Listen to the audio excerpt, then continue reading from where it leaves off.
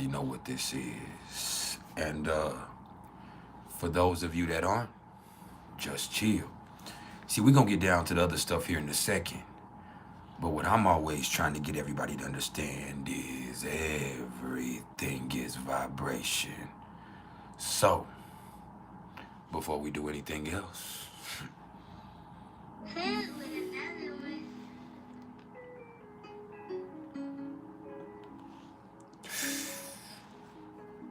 just vibe.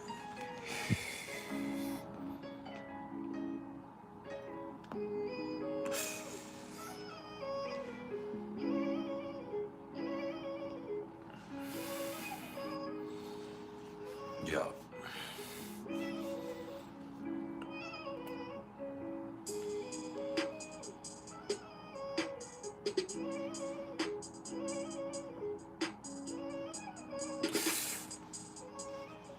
Yo.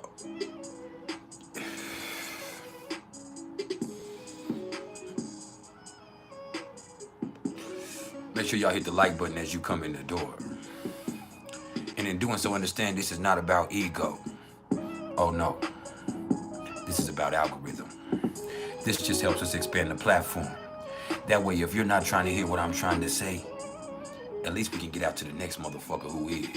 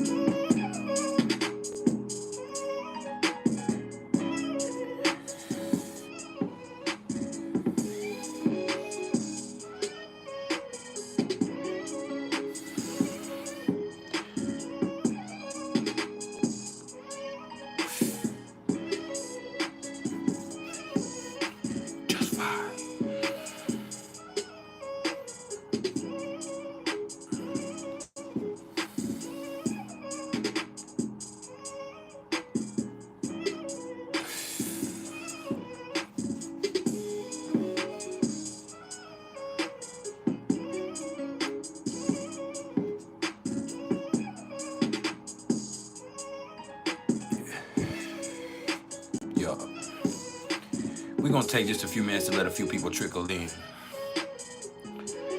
And then we're going to get straight down to the nitty gritty. And I'm not going to touch on the transits today. Oh, no. The moon is in Aries. We're going to get right into action. So we're going to have a teachable moment. And we're not going to be here for long today. Like I said, the moon is in Aries. This will be quick.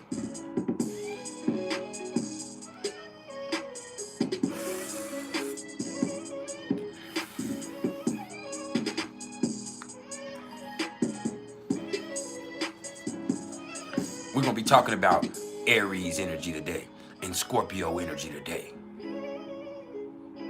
And what it means in its entirety and how it looks in different places in the chart. You know.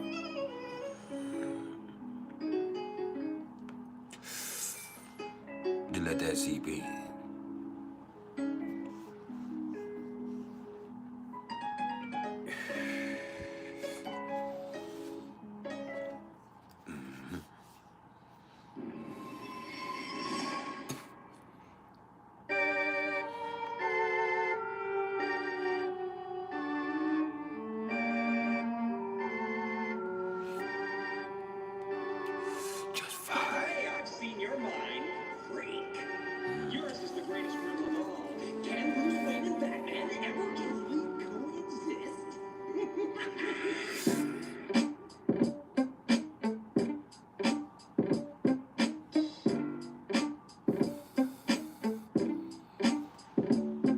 If you haven't smiled yet today,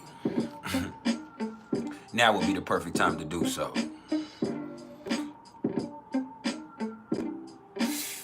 I mean, like right now.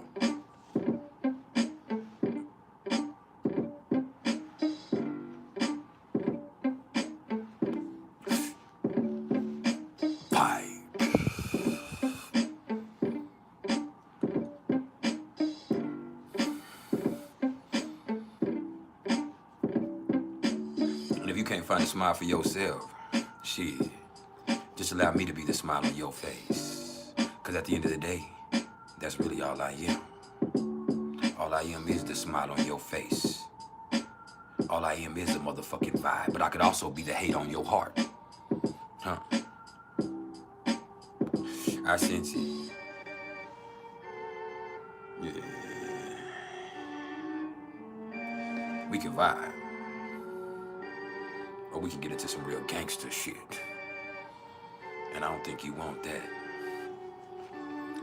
Nah, not with me. Pando killed the beat.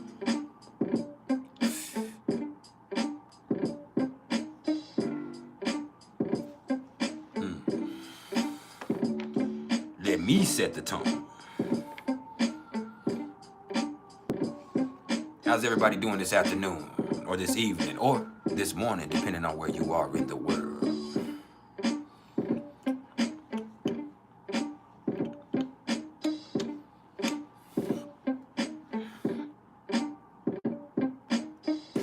It's 2:43 in Narnia. Do you know what your motherfucking vibe is?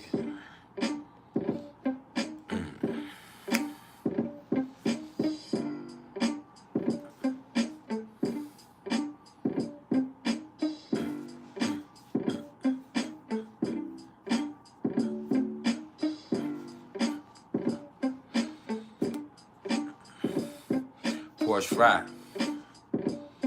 Yeah, I'm fly. I want y'all to check out my vest real fast. I showed it to you before. I think I've worn it once before, but it has all the goats on here. Tupac Shakur, Aries moon. Christopher Wallace, the notorious B.I.G. Virgo moon. Griffin, that's Rakim. Nazir Jones, that's another Aries moon. Nas is a Virgo Aries moon. Marshall Mathers, Eminem, and J. Cole, of course. Now on this side here, we got Tupac Shakur. We got Andre Young, Dr. Dre. We got Calvin Brodus, that's Snoop.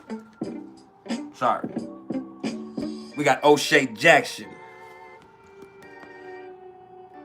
that's Cube. Now, I don't know why they included his ass on here, but they have Jay Sean Taylor, that's The Game. And Kendrick Lamar at the bottom, you there. So, yeah, we flying it, man.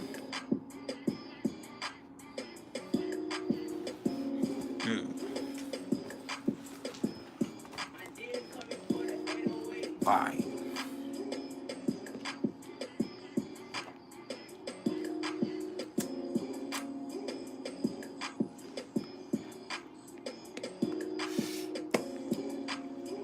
You got the white vest with the red sequence on it. You understand? The red sequence on the pockets, but it's gold on the back. We came through with the gold here. So yeah, you got to coordinate.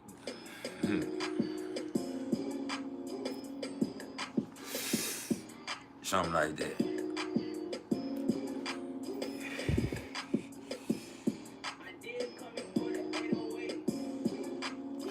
I need just a few more people to hit that like button for me, though. I know that. I need as many likes as I have people in my chat, and that's when we'll get it cracking. Like I said, I'm not going to take the time to touch on the transits. No. Somebody had it made for me. But, it was a gift that was given to me.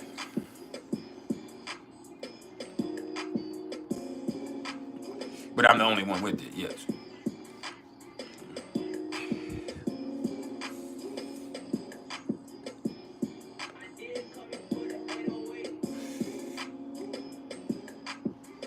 Yeah. Today we're going to talk a little bit about Aries energy, a little bit about Scorpio energy, about the nature of Mars.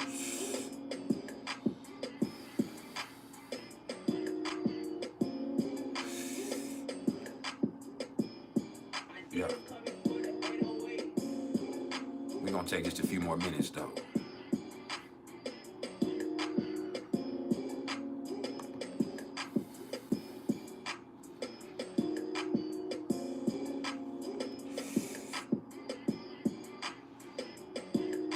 Where's everybody checking in from in the world?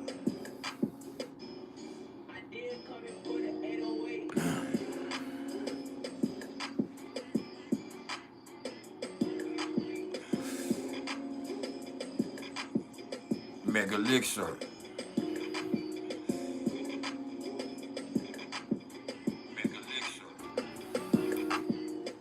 What's up with it? Fine.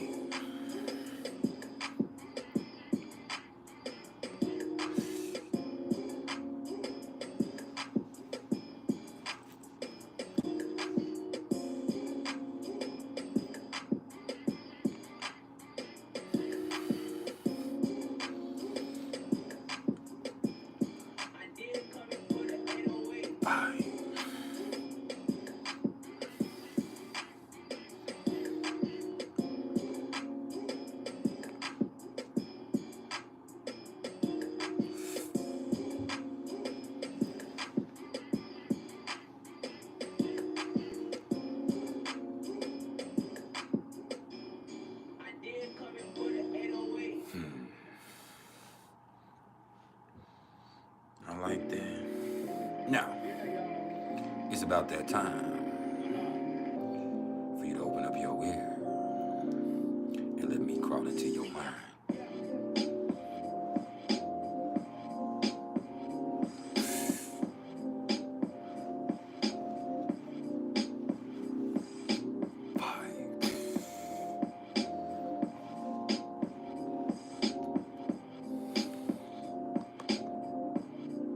And I said I would announce it. I'm pretty sure. I'm waiting on one more person to confirm this afternoon. But I'm pretty damn sure I have all of my apprentices lined up. So I might have a waiting list for next time, next year. And I will choose people off the waiting list for the next round. But for this year, that's all I'm accepting. It's these three. So there might be one more spot. I'm waiting on a client that I'm incredibly loyal to because she's been loyal to me to confirm. But I might have my three.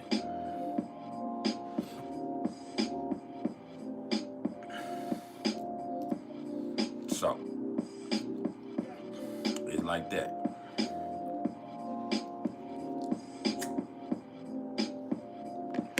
Porsche Fry, appreciate the love on CashApp. That's trio. For real. That's love. Yeah.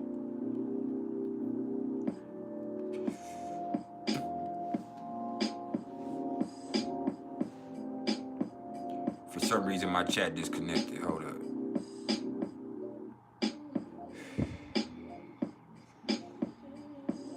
Mega Elixir.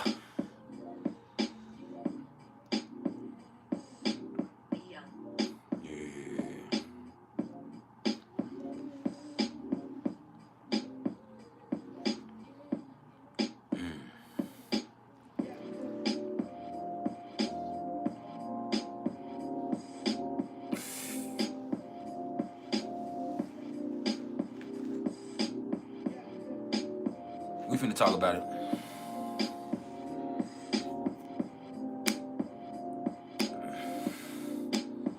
Not me. When the moon is in Aries, that's always when I'm most active. It's in my 6th and 7th. That's in my 6th house at the moment. But Aries rules my 7th. But yeah, I'm always more extroverted, more active when the moon is in Aries. It's like I went through that Pisces moon period, and it's like, oh, I found my courage inside of myself. I found my awareness. The sun inside of me became exalted. You hear me?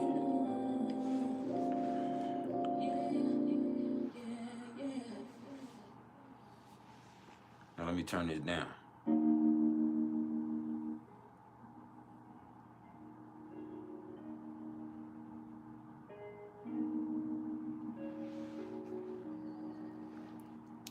Vega Monster. What's cracking with you and all the rest of the Aries moons in the world?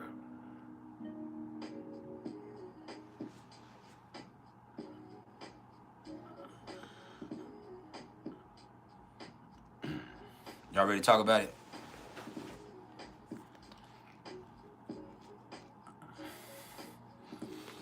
Now,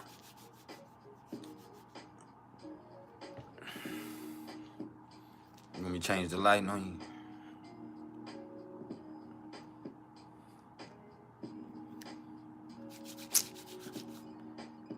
Let's get into this. Now, before we go any further, everybody needs to know the moon is now in Aries. I'm not going to go through the rest of the transits. The moon is in Aries now. So if you find yourself more impulsive, assertive, aggressive, now you know why.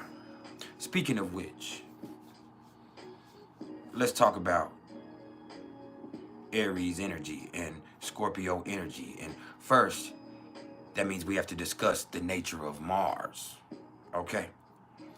Because yesterday I saw somebody post something. They said, Mars in the 8th house or Aries ruling your 8th house. That's not the same thing. There can be certain similarities, but it's not the same thing. All right?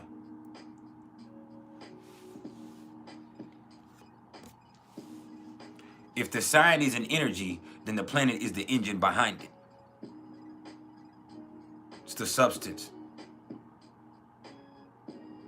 of why it does what it does, or how it does what it does.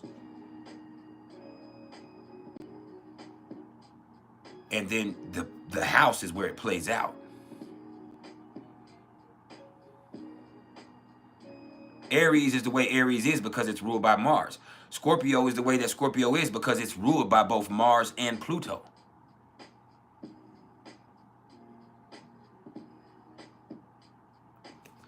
And so, as far as Mars go, Mars is action, it's determination, it's energy,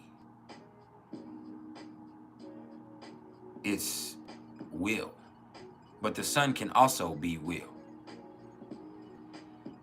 So understand that. Hey, Topaz, I did see your payment. If you're here in the live, Topaz, I see that you sent payment for your reading. I just cannot confirm at this present moment. I saw you sent payment. I will send you a confirmation as soon as the live is over with, just so we know. But I appreciate it. Now, back to what I was saying.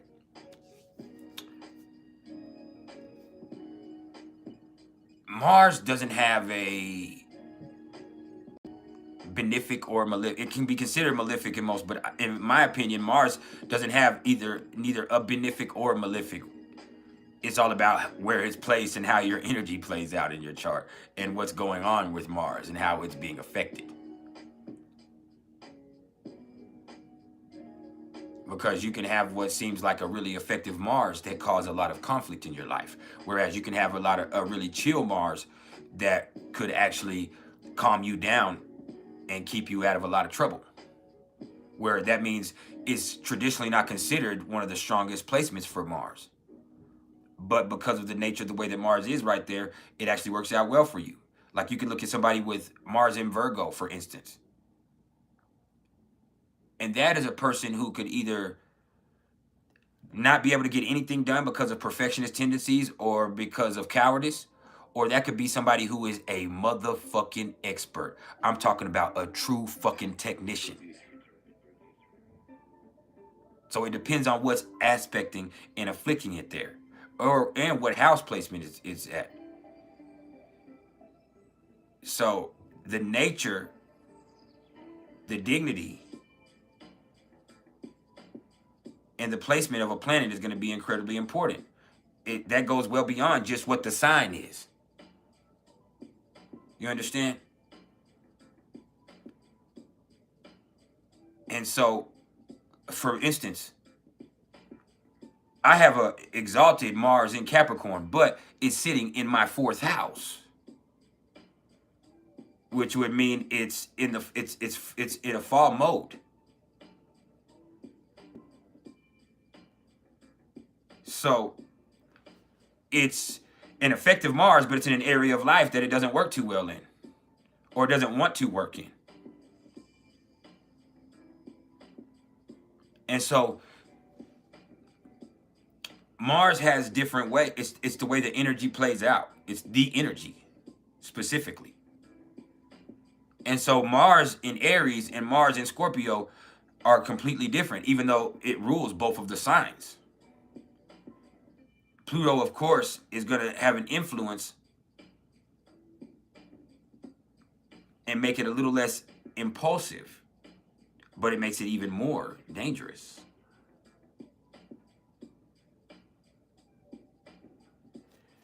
Mars in Aries, or the Aries nature of Mars, is very active, action-oriented.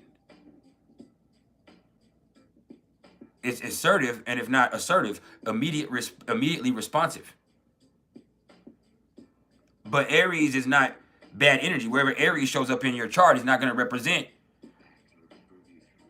where you're always fighting. It can show the area of your life where you're most assertive, or the area of your life where you don't play no games. It can show the area of your life where your intuition comes through the strongest.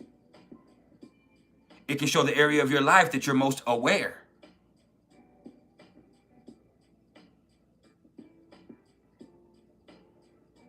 The sun is exalted in Aries because of the awareness.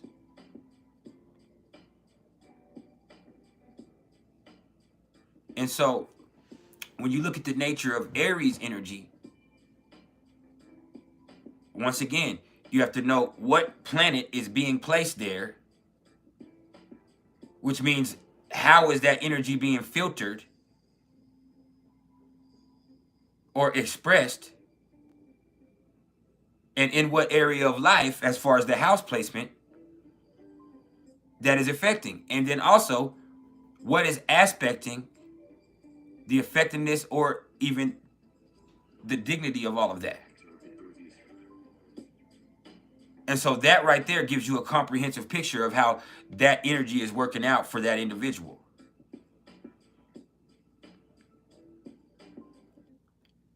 Mars in Aries in the 1st house and Mercury in Aries in the 1st house aren't really the same. They can have certain similarities, but they're not the same. Mars in Aries and Jupiter in Aries is not going to be the same.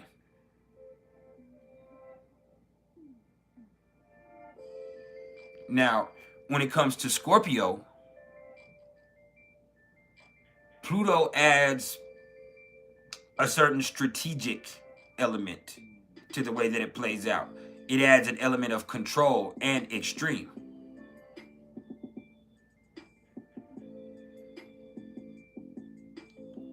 The energy of Aries, is immediate and impulsive, even assertive. The energy of Scorpio is unrelenting.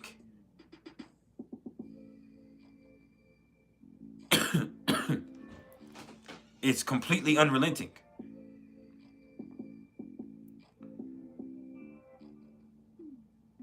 Aries might hit you and keep going. When I say keep going, I don't mean keep hitting you. They could, but what I mean is that, like, there's a conflict, there's a reaction, and there's a response, and then it's kind of going on with it.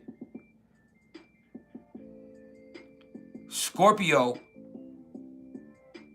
it ain't gonna quit till you're destroyed.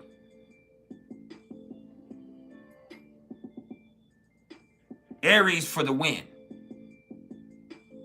Scorpio to the death.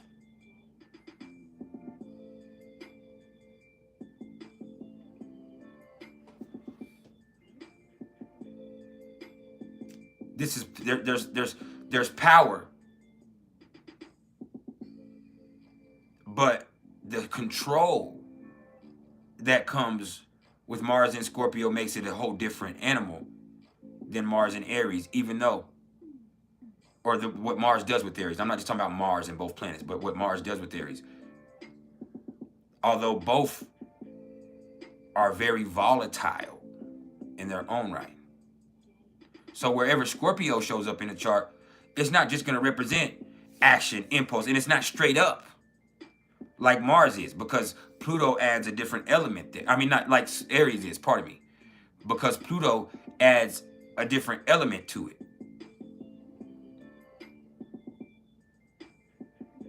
Scorpio is going to represent extremes in a chart. Scorpio is going to represent chaos, toxicity, power struggle, transformation, intensity. And if you want to simplify it,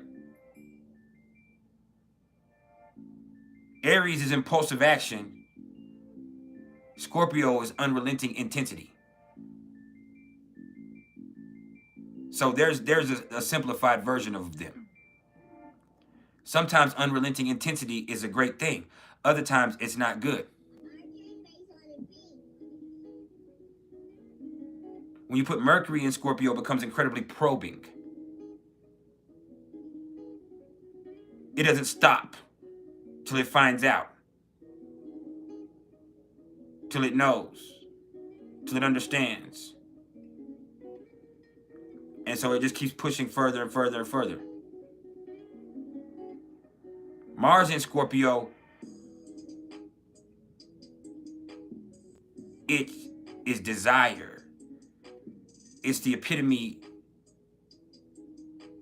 of focused, energetic explosions. It's like, it's not the same as with Mars and Aries, which is immediate, impulsive. With Scorpio, it's like you might not get the immediate reaction, but what you're gonna get is the extreme reaction. You're gonna get the complete clip. That's what happens.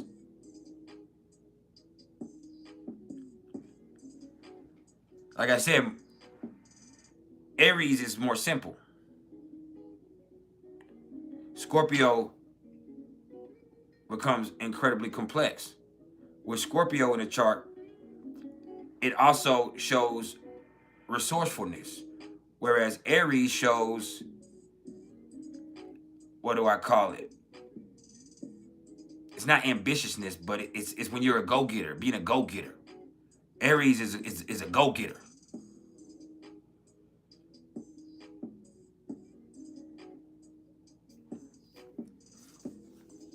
Aries will take it.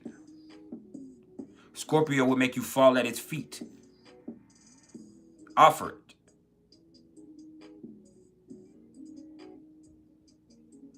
And so,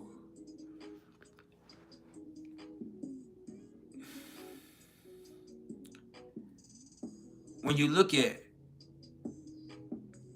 the sun in Scorpio, that is the expression of that person's ego. The expression of that person's ego is going to have a certain darkness to it. It's going to have a certain depth to their character.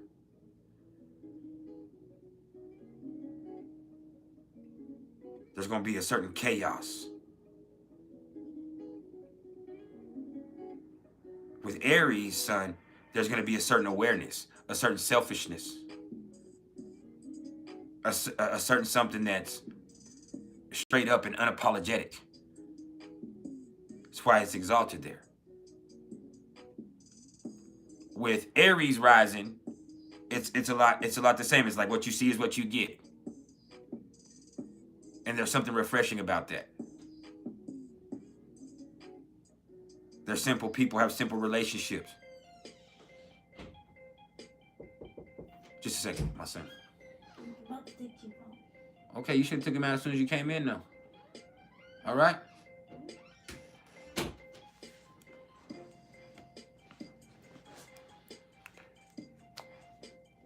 Now, Scorpio rising adds an intensity to the personality.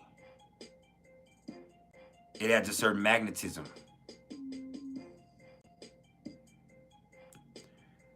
Aries rising adds a certain impatience. Adds a certain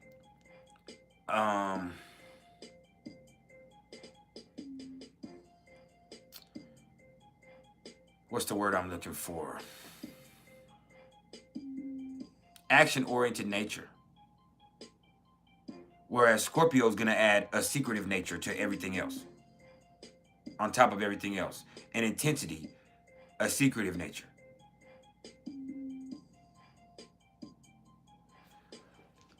Like, Aries rising can be intense, but it's because it's so fucking strong. Strength is not power. Okay?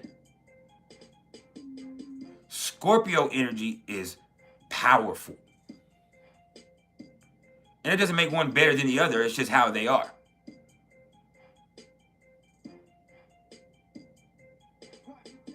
One is about what it does.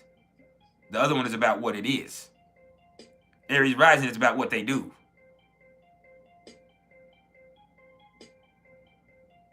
Scorpio rising is about who they are.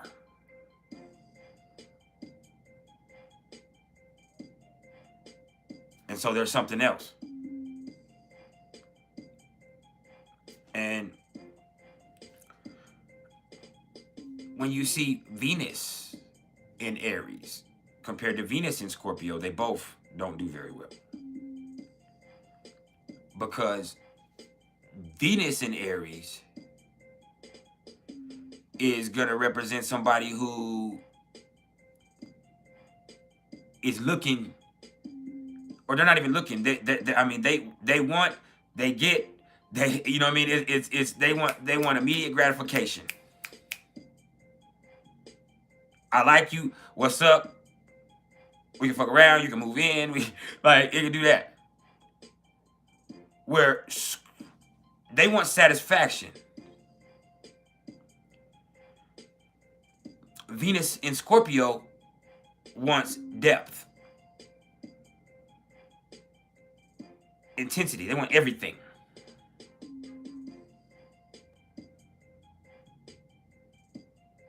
I want simple satisfaction. I want your soul. There's two different things. But both of them ain't really healthy for relationships. Venus in Aries is too impulsive into jumping into situations and also too impulsive in leaving situations. Venus in Scorpio is too intense and too deep to where they can't enjoy the simple things. You can't enjoy the simple stuff. You can't just have fun. You can't just... because everything has to mean more. Everything has to be deeper. What does this mean? What? And so there's... And the element of distrust that's in the mix comes in there. There isn't distrust that comes with Aries energy because Aries energy doesn't care. That's why I can't say that Aries energy is less powerful than Scorpio energy. Scorpio energy cares. It's still a water sign, and people forget that. It's fixed water. Scorpio energy cares a lot. A lot. Aries don't give a fuck. It feels, but it don't care. Every sign feels. Aries don't care. Scorpio cares. Cares too much. That's why the intensity is there. Either I don't give a fuck at all or I care way too fucking much. There's Pluto. And then so there's this thing with that. Now,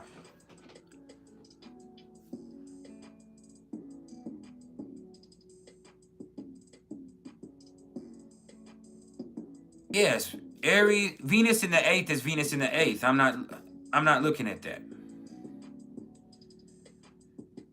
I'm not saying Aries can't be intense. Aries is very strong. But if you have Venus and Aries in the 8th, you jump into situations. It's like jumping into a pool when you don't know how deep it is. Jumping into a body of water, you don't know how deep it is. You might be fine if you can swim, but you might not.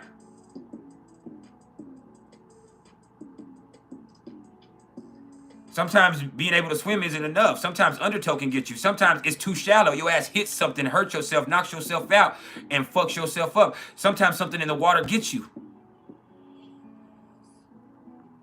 So when you jump into something without knowing how deep or how intense the situation could be, that's why Venus in Aries has really complicated situations, because you get into this intense shit because you didn't think about how intense it was going to get. You only thought about how it was going to feel in that immediate moment. And you're looking for intense feeling. You want intense feeling. The area of life that Venus is in is the area of life that you're seeking satisfaction. Now that happens to be a transformative, intense place there, the 8th house.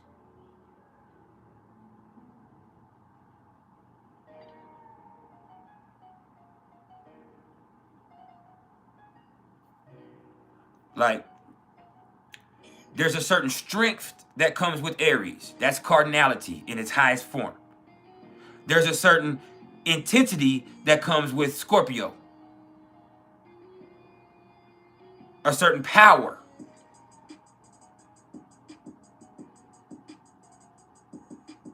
There's a certain speed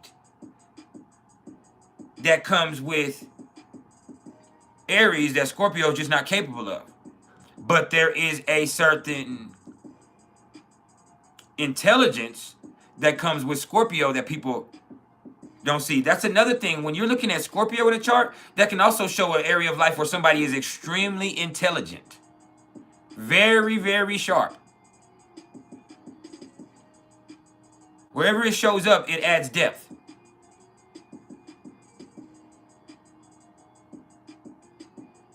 It doesn't give clarity, but it gives depth.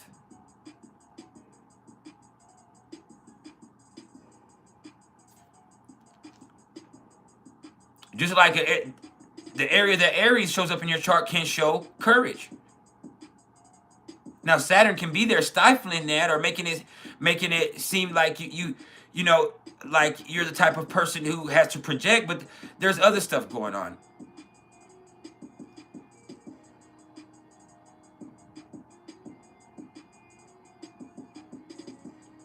And people don't also understand the area of life that Aries is ruling in your chart is also an area of your life that has some of the strongest intuition. Water is empathy. Fire is intuition.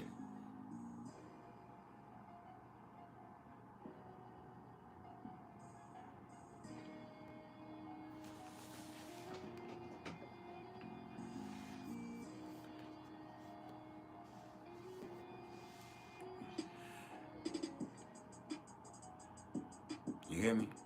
Now, when you're looking at Mars, like I was saying, or let's look at the moon. Let's go back. We went to the sun, the rising. We skipped all over, but let's look at the moon first before I even go to Mars. The moon in Scorpio falls, of course, because of the chaos, and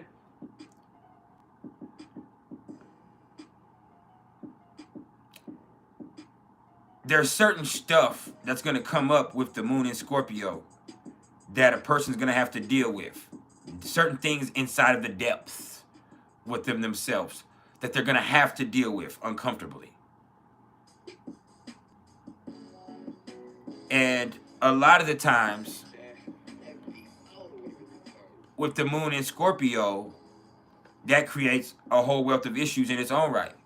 And the thing is, those people are putting their need for a personal life behind them this time. That's why their secrets are so powerful. That's why a lot of the stuff that goes on inside of them is so volatile. And so that unresolved material within them, you know, that primordial part tends to get stirred up all the time by different stuff in life. And so on top of having to deal with life on life's terms, they also have to deal with these emotions that it seems, these extremes of emotions that it seems nobody else has to deal with. Now, the moon in Aries is interesting because, in my opinion, that is a very immature energy. Tit for tat.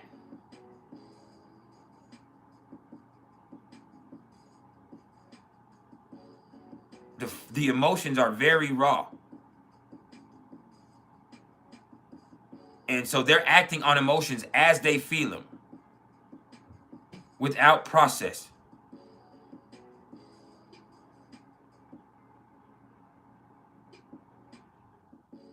Like Aries moon people are the type of people, like, if you slap an Aries moon person, they're gonna slap you back. And they can literally say they didn't even think about it because they didn't. If you slap an Aries moon person, they'll just slap you back. An Aries moon person might slap you if you piss them off, and they didn't even think about it. It wasn't that they don't, and it's fucked up. It wasn't that they didn't care, they don't love you. It's just their asses, their emotions are immediate, without process, and they act immediately without process on those emotions. And so you kind of see how that process plays out in a person. Now, there can be a whole bunch of things that influence that, but you can see different ways that that plays out. Like I said, look once again at Tupac. Tupac had a Gemini sun that made him so intelligent, so perceptive, so versatile. And that's what got him famous. But he had an Aries moon that got him killed.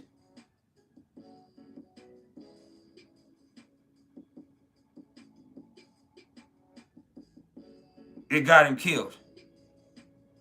Some police were attacking a guy. He went and shot the police. He didn't care if they were police. That's just what, like, he saw that, like, it's like that. He's leaving the Mike Tyson fight. He sees Baby Lane or Orlando Anderson walking with the death row chain on that he done took from one of their dudes. As soon as he sees him, Pac running up.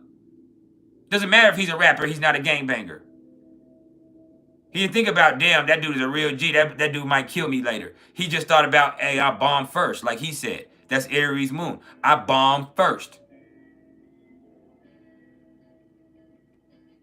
Scorpio moon lets stuff fester.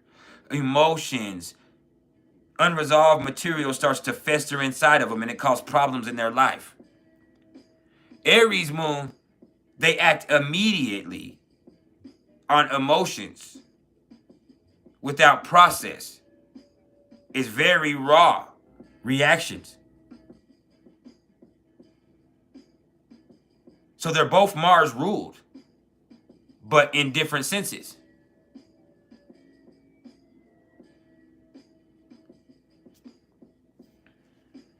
There's sometimes that the nature of both of these, because of the nature of Mars, is both helpful and hurtful. Aries can bring conflict, but Aries can also skip through a lot of the bullshit and have conflict resolution, because Aries, there's nothing fake or front about it. Aries is the most honest energy, because Aries don't give a fuck. Aries don't give a fuck. Aries gonna be straight up. It's straight up. Wherever Aries is in the chart, that is a place in your chart that's straight up.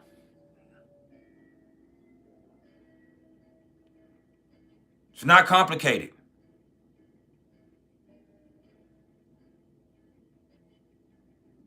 It can be conflicted, but not complicated, because Mars can cause conflict. Now, Scorpio is going to make it complex, chaotic. It adds depth and intensity to something. But the nature of Mars there adds energy, combustible energy, dynamic energy. You feel me?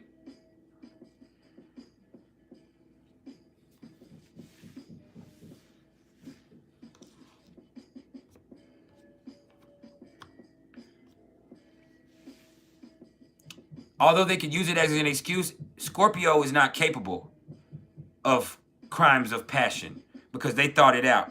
They planned it out. Mars and Cancer are the two signs that are truly capable of crimes of passion. Maybe Pisces in a delusional state. Maybe a Taurus that lost it. Maybe a Leo.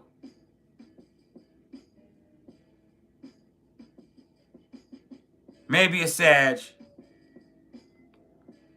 But not Capricorn. Not Scorpio. Not Virgo. Not Libra. Not Aquarius.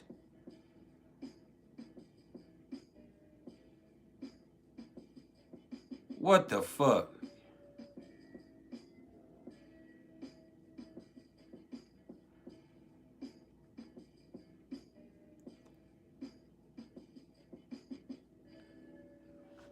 But yeah,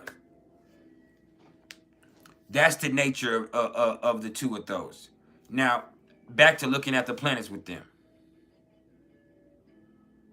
Mercury in Scorpio is going to make a person incredibly investigative. But they're so investigative because they're so mistrustful. You feel me? It also makes a person very, very intelligent because they're not just book smart or street smart. They're also emotionally intelligent.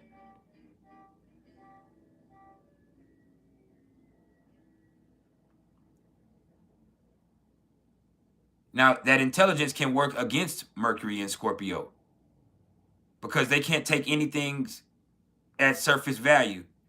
They can't take anybody's word for it. They have to make sure that there's not more to it. They have to fact check. And that's exhausting. Mercury and Scorpio can be exhausting. Now, Mercury in Aries is very intuitive. The first thought is the best thought. You got Mercury in Aries, your first thought on everything is your best thought on everything. If you have Mercury in Aries, the only thing you got to worry about is not coming across like you have an attitude. As long as you don't come across as being argumentative or being aggressive, you're straight, which that's hard to do. But you're straight because you don't lie, you keep it straight up, you tell it how it is, you make quick and fast adjustments. And you ain't worried about being clever or being cute. You're worried about telling it like it is and getting the expression out. I gotta say this. That's why Mercury in Aries cuts people off a lot. Because like first of all, they weren't thinking about what you had to say because they really weren't listening to you in the first place. The whole time that you were talking, they were thinking about what they had to say. And so a Mercury in Aries would just fucking cut you off real fast or just talk over you. And it's not like Mercury and Leo where they think it's more and more important because they weren't thinking what you had to say. Mercury and Leo will hear something you had to say. I have Mercury and Leo. I will hear something you're saying. I'll be listening at first. But something you said will trigger something in me. And that whatever you triggered in me is just trumped everything you were saying now. And I can talk louder than you.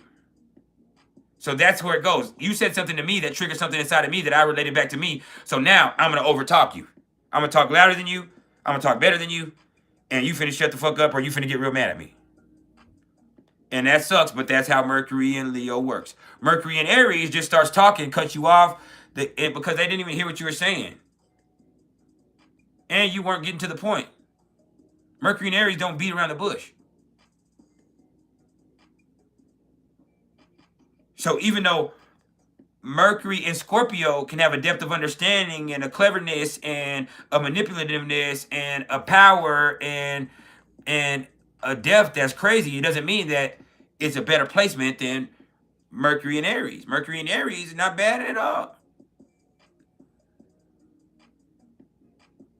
Whereas somebody would think you look at Aries placements like, oh man, that's simple. That's definitely not intellectual. No, Mercury and Aries gets it. They get it real fucking fast. So if you're not getting to the point, that they're gonna get impatient with what the fuck you're saying, and now they finna go ahead and go off. That's Mercury and Aries. Now, we already talked about Venus. Now, when it comes to Mars, I'm gonna put it simple like this. Mars in Aries is immediately active. With Mars in Aries, it doesn't take no for an answer because it doesn't hear no.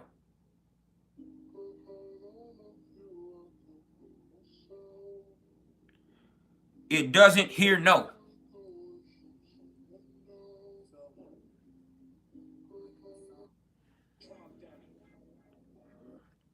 Mars in Aries is also fast, also very active, but also immediately reactive.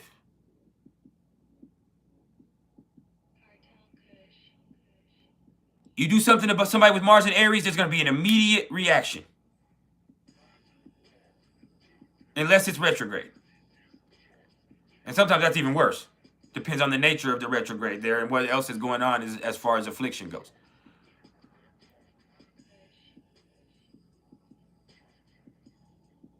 But Mars in Aries might not have a lot of follow through. That first shot is the best shot. That first burst is really, I'm not saying it's all that's there, but it's that first burst is gonna be the most effective burst of energy with Mars and Aries. And after that, it's over it. On to something else. Mars in Scorpio keeps creating energy from inside of itself because of Pluto. So Mars in Scorpio never runs out, but it's also not going to act immediately.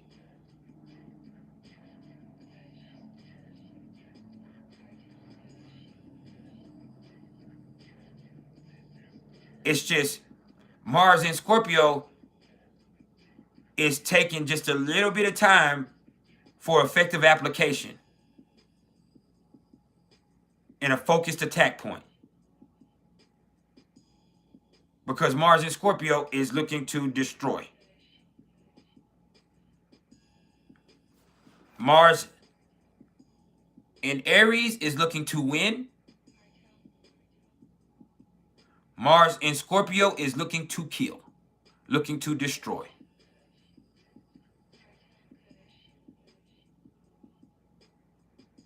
Both are very passionate. Probably the most passionate of all of the Mars signs.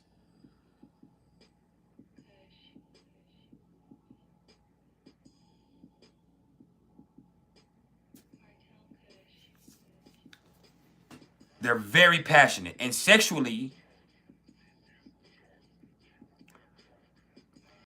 I would say Mars in Scorpio is going to be like having to wait out a hurricane where you get wind, rain, flooding. I mean, there's so much stuff you get, like there's such a complex bag that you get with the hurricane that there's not one thing you can be worried about. You don't have to just worry about the storm in itself. You also have to worry about the flooding. Now, Mars in Aries is like a tornado hits you.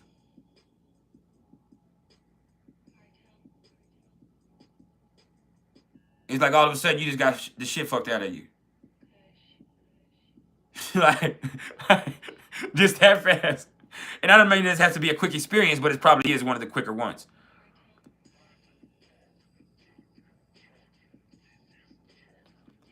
It's like, bam, I'm getting mines, I won. Where Mars in Scorpio is like, no, no, no, you are mines. I'm going to have a little bit later too.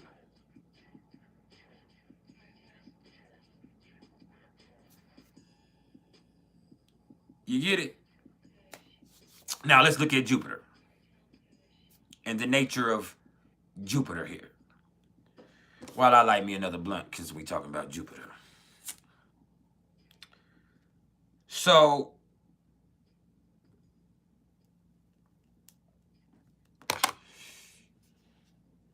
Jupiter in Scorpio is going to make a person very measured, very resourceful.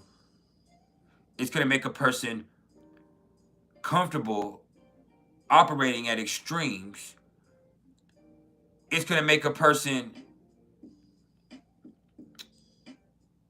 be comfortable with stuff that everybody else would be afraid of.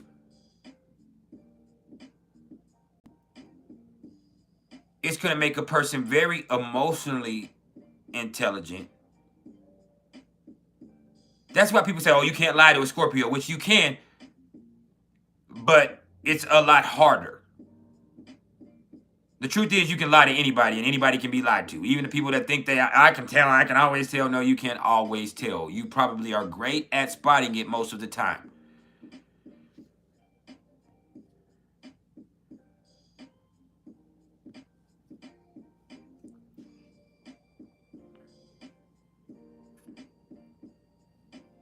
That's true. Mars in Scorpio is looking to possess.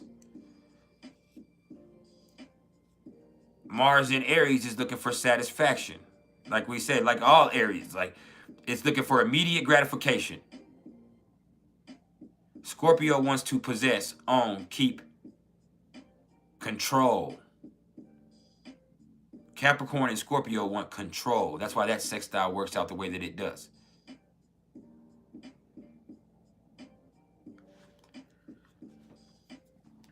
Now, Virgo too in its own way.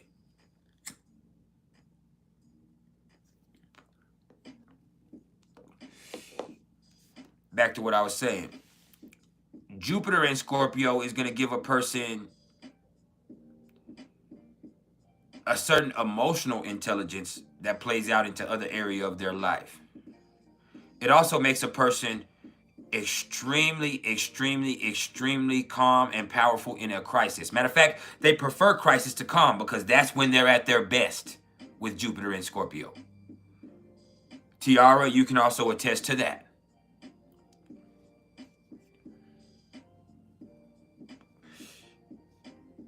It's like, I need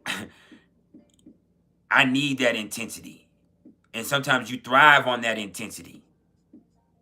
And so when shit is too boring or too mundane, like, that's when life gets chaotic for you. But when shit is intense, that's when you're operating in your highest form. It's at extremes. And Jupiter in Scorpio is also really good at chemistry and biology and any of those scientific disciplines. That's another thing that people leave out. Jupiter in Scorpio is going to make someone incredibly, incredibly gifted when it comes to scientific disciplines. Now, Jupiter in Aries can make a person an awesome athlete. It can make a person very physically strong, very physically fast, like Terrence Crawford. No matter what his size is, he's incredibly strong for his size. He's very quick for his size. He also is about that action. Makes a person very brave having Jupiter in Aries. Too brave sometimes. Foolishly brave. Jupiter in Aries makes a person believe in that which is most immediate and in themselves.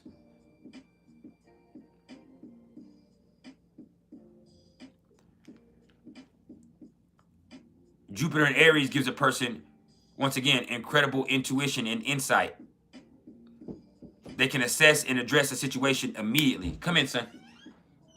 She scratched me and all of that all over my body. How? Huh? How? Because he was keep jumping on me. For no reason. He just wants to play with you. He's puppy. He's been in here all day. I know. And you don't want to do nothing but take him out there to pee real fast so you can go play your game or you can watch TV or do that. And he's been waiting all day. Sure. That's your puppy. Sure. You asked for a puppy. Sure. So play with him for a minute. Sure. Okay? And then he won't be so rambunctious. I've been working, so he's been sitting here all day waiting for one of y'all to come home and play with him, Daddy. Sure. Okay? Mm-hmm. And next time you got to keep control of the situation. But you need to put some different clothes on because we're going to go to Jaheim's concert in a little bit. Oh, yeah. So you got to get out of that, put some nicer clothes on. But play with him for a minute, okay? Because that's all he wants is to love on you and play on you. Because he's sitting here all day. Did you have a good day? Yeah. Okay, give me a hug. Okay. Go in there and do your thing.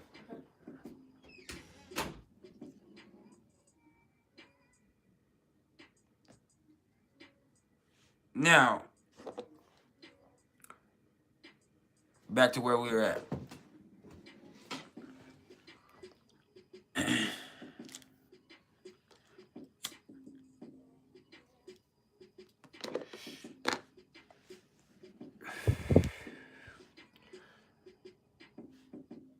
Jupiter in Aries can also make a person very selfish.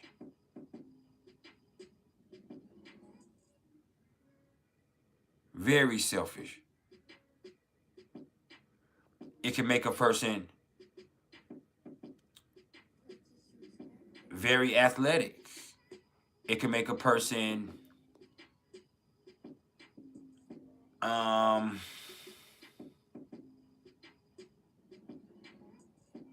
just quicker on their toes than most people. And that doesn't mean just physically, it can mean mentally. They're just quicker on their toes. They make adjustments quicker. They're quicker on their toes than most people. Where Jupiter in Scorpio can make a person way more clever than everybody else.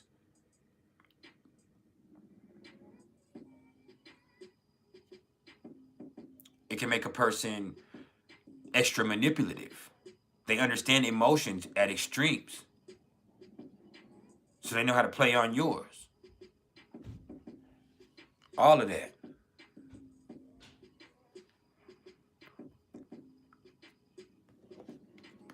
Now let's look at Saturn. Give a person ulterior motives.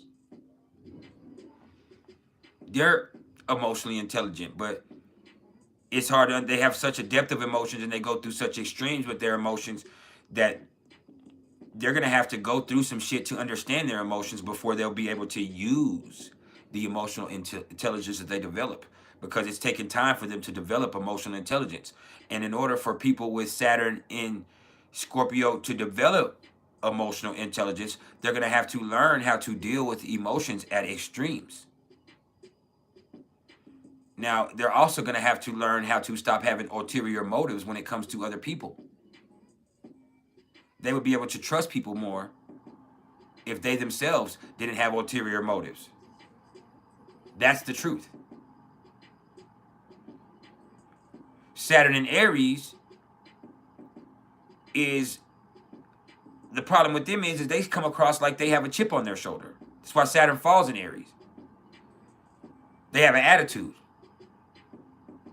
And even when they feel like they don't have an attitude, they come across like they have an attitude. And they have horrible timing. So people with Saturn in Aries have to learn how to get to develop good timing. They have to learn how to develop people skills. for whatever reason.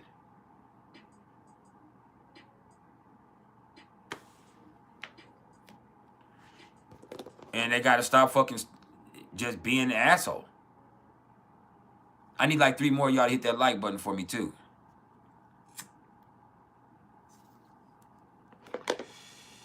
Now, damn, my shit's fucking up. Just a second.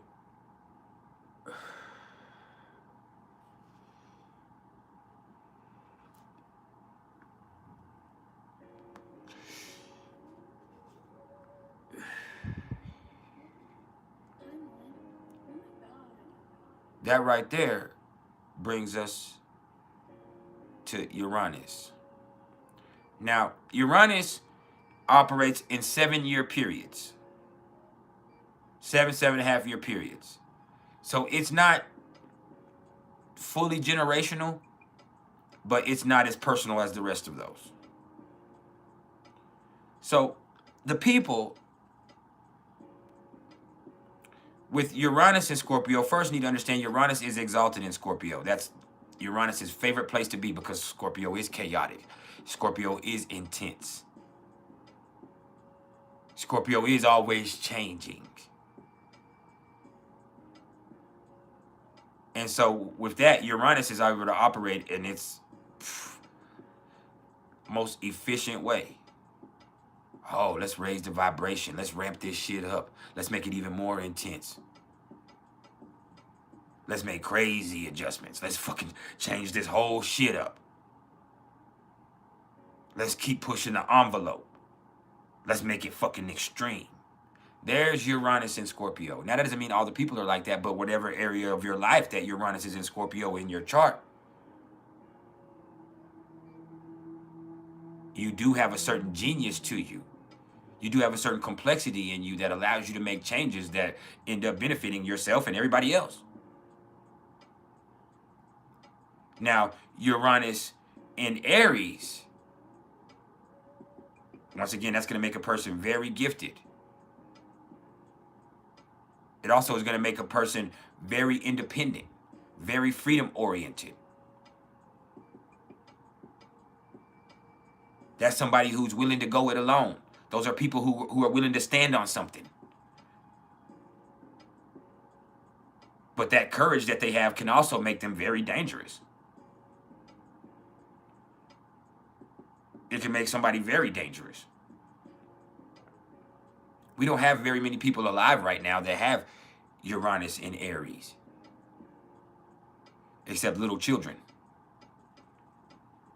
But look at the generation, the way that these 15, 14, 13-year-olds are these days. Like, they pack guns like it ain't nothing.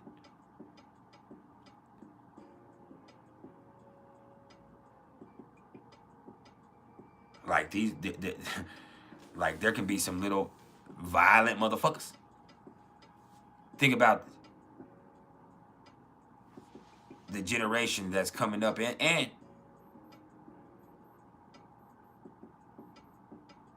what you could do. I say Uranus in Aries. We're in Uranus in Taurus, and we're about 5 years into Uranus in Taurus.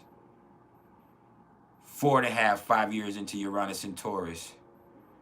So you might have some 4-year-olds, but you could also have some 10 or 11-year-olds. My children have Uranus in Aries. One of them doesn't. And so you can have, hey, Junior has Uranus in Aries. And he's very cool, but he's like that. I see him all the time. Think about when Trump was president.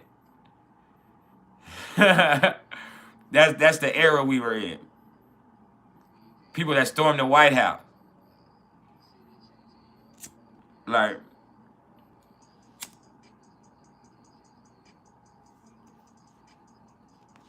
that's Uranus in Aries. But Uranus in Aries is going to make a person very intuitive. It's going to make a person very quick. It's going to make like too quick, too fast. Their reaction is too fast. It's going to make a person very independent, maybe even selfishly so. And it can make a person foolishly brave.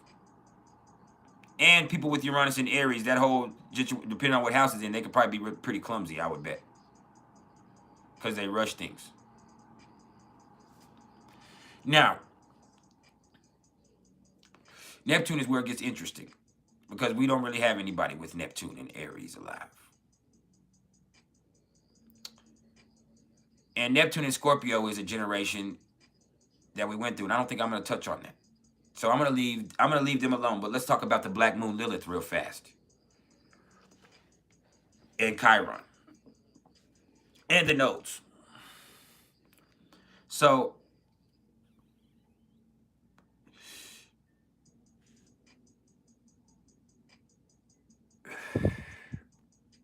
when it comes to having the North Node in Aries, take it from me. Because I have my North Node in Aries. I'm going through it, and the North Node is in Aries right now. This is about you learning to assert yourself, to be yourself, your real self, your authentic self, your straight up self, unapologetically. It's learning to be more action oriented. You simplify your approach, you can better that area of your life, wherever Aries is with the North Node. Simplify your approach, get more straight up, get more assertive, get more action oriented. You do that, you can simplify that area of your life. If it's in the 12th house, maybe you need to get with yourself. And this is a time of life where you're going to have to learn how to be with yourself and develop your own gifts. So first house, almost the same thing. You need to be more outside, more active. The second house, like you have to, if you can make more money, you got to just go get it. The third house, you can learn so much more. You could like there's the fourth house. You be the leader of your family. You start a new family. You start a new page with your family.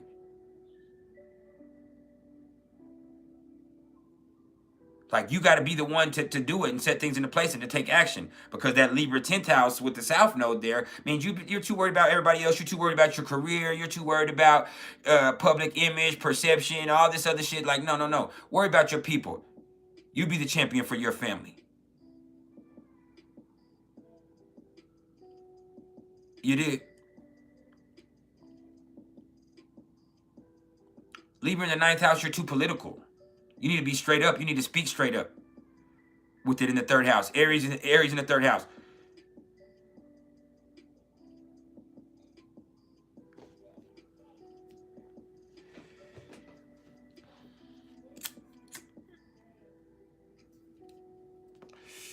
The 5th house. Have fucking more fun.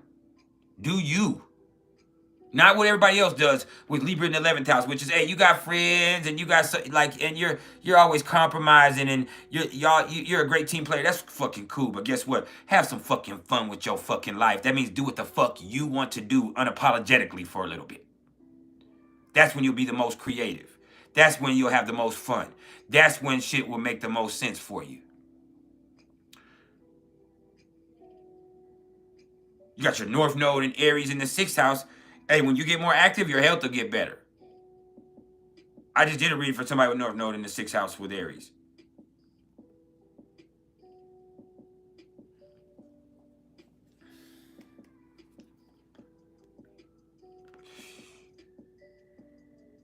Get more action oriented, get more consistent, get more organized, and your life will be healthier.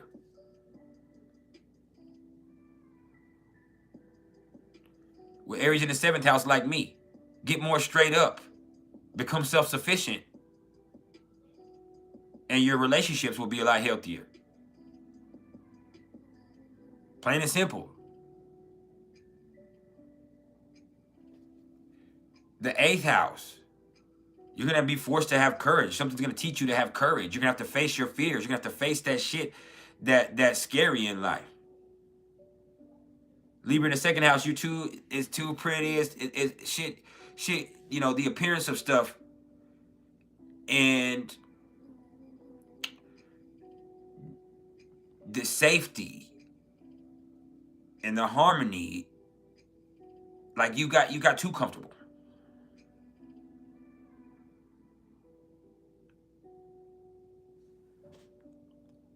Now life is going to make you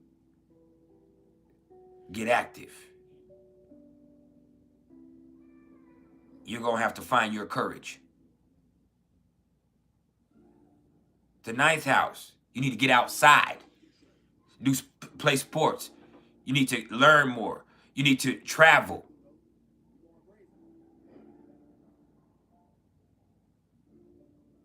You need to go get your truth. Go live it.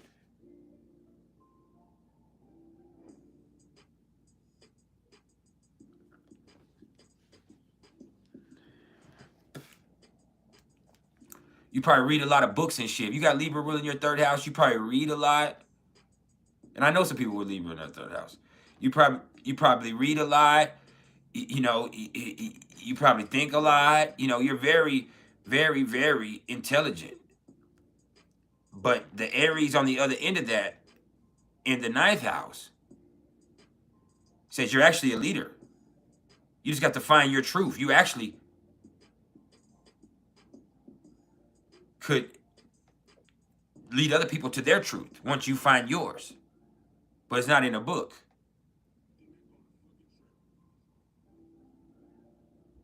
The 10th house, you need to be more ambitious.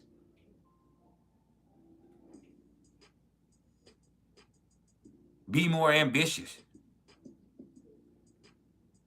Be goal-oriented, action-oriented.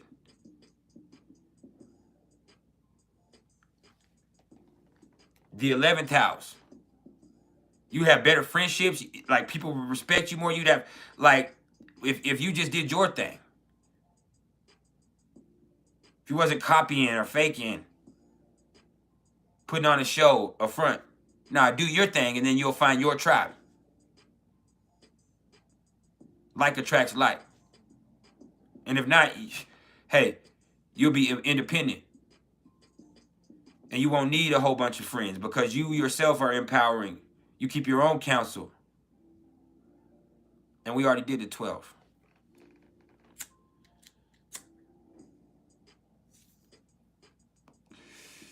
What's up, Watkins Cat House?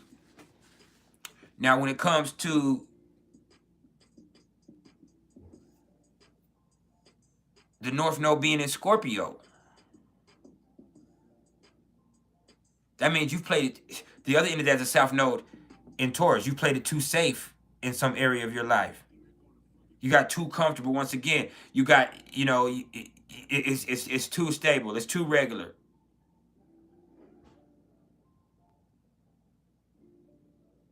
So that having the North Node in any house is going to add intensity with Scorpio.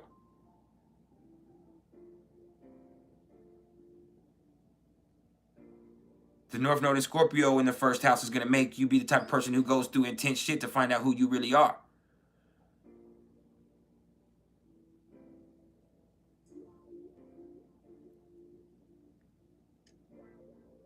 The 2nd house means you have to get resourceful.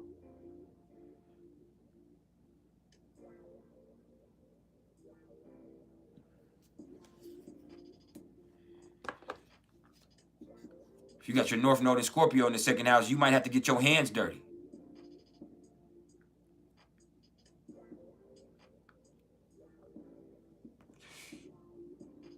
You got the North Node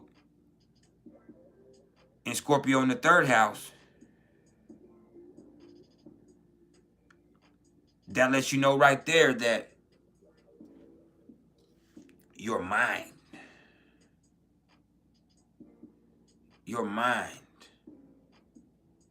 you need to really find the recesses of your mind.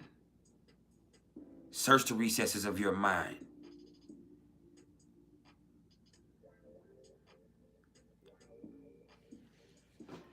Now, the 4th house. That would mean you've been too worried about money in your career. So you're going to go through intense situations that force you to focus on family, that force you to have intense connections in your family. You need to deepen and strengthen that bond in your family. So there's going to be some intense stuff that's going to force you to have these ties, to have deep emotional ties, deep fucked up situations with people. Yeah, you're successful outwardly, but you have chaos inside of your home, and you need to deal with that chaos because that chaos tells you something about yourself. And you can just go through so on and so forth. I know I went through the whole houses with Aries. I'm not going to go through the whole houses again. Scorpio. I'm not. The fifth house, you might, your North Node, like you need to get more passionate. You might need to have, you need to open up, have more sex, and that allows you to be more powerful, to be more vulnerable. Scorpio can also show a place where you need to show vulnerability. All right. Having Lilith in Scorpio is going to mean that you probably went through some type of abuse in early life. And that doesn't have to mean sexual or physical abuse, but it definitely can. But it would mean that somebody abused your trust. And because these people abused your trust, you now have trust issues. And it also means that you at some point, you realize that shit, you might have to manipulate, you might have to use, you might have to play the game how it needs to be played in order for you to get what you need, because that's all you observed when you were younger. Having Lilith in Aries makes you not give a fuck. You don't think about what's going to happen, what the consequences are, how it's going to affect anybody else. You just do what the fuck you want to do sometimes.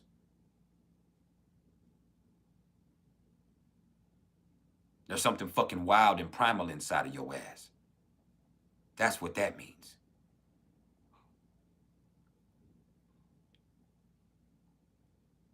Having Chiron in Scorpio means your vulnerabilities were exposed at some point.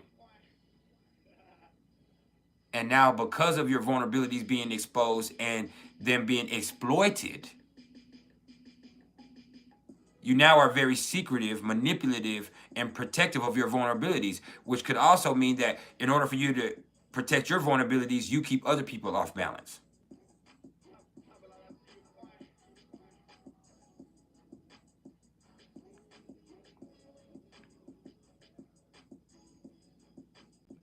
Having Chiron in Aries can mean a lot of different stuff. It can mean that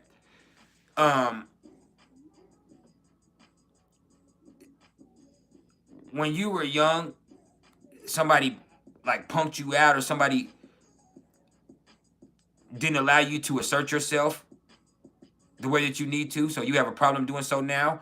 Or it can mean that something happened when you were younger that made you develop this complex that operates as an attitude, but that attitude is really a passive-aggressive behavior, because you have that attitude as a projection to avoid healthy conflict.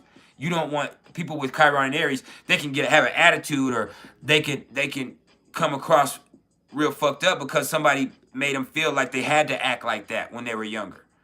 And so having that right there, it kept them from really just asserting and showing their true personality and just being who they are and being that. So it's really hard for them just to assert themselves straight up. So a lot of the times what you get is either a projection or a limitation. So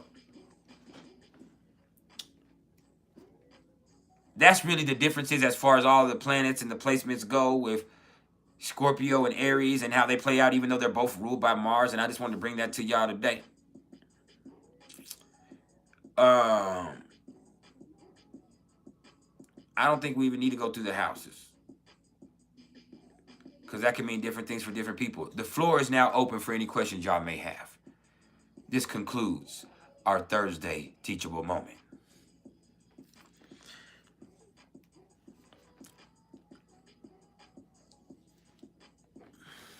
Speaking of which, I need to do something real fast.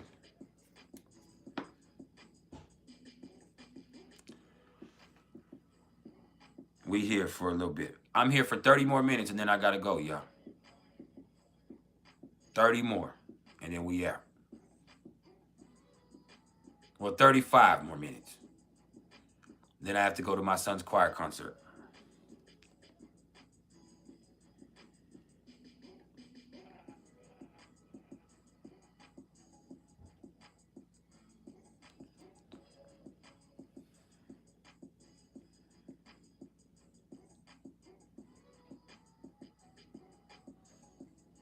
Does anybody have any questions? Or we just chilling now?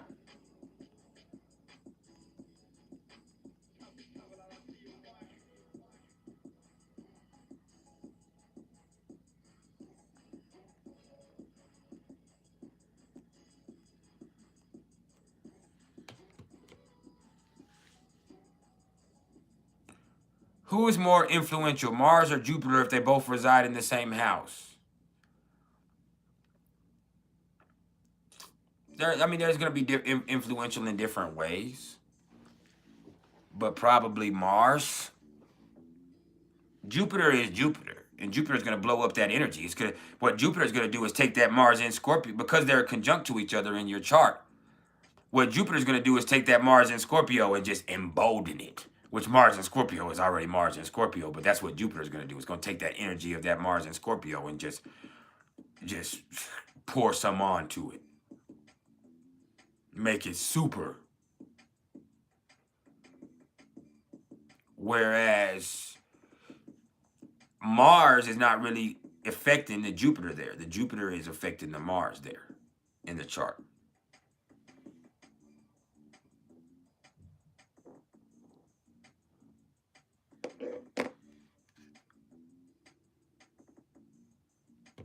I'm not getting notifications for some reason. My bad, TR.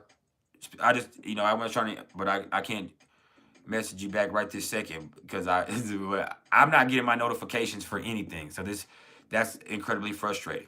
So I will talk to you about that when we get done. I appreciate you. Sorry for bothering you on that. But yeah, as far as the business goes. But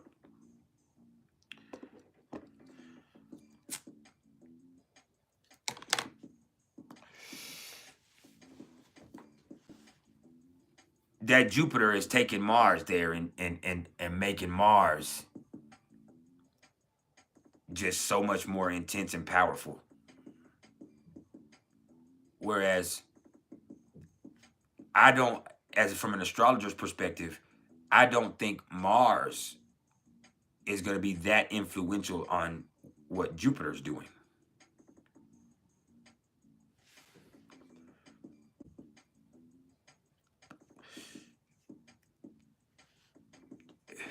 It can make Jupiter more dangerous, if I think about it in any way, form, or fashion, but that would probably mean Mars is more influential there.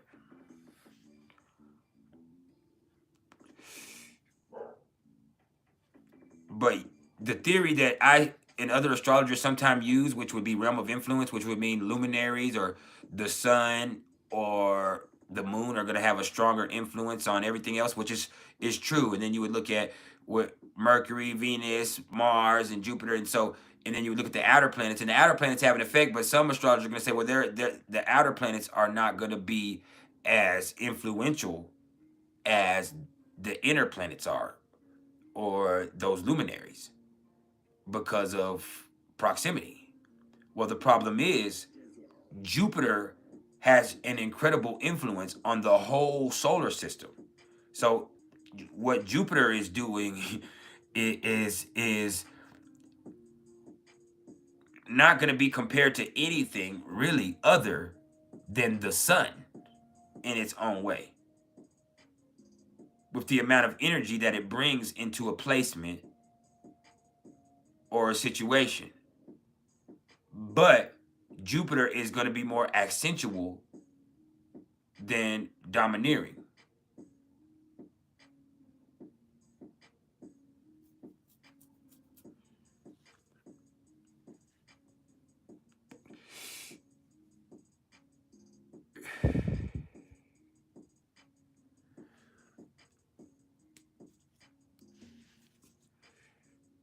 So with that being said, y'all, just so we know, I just got the confirmation.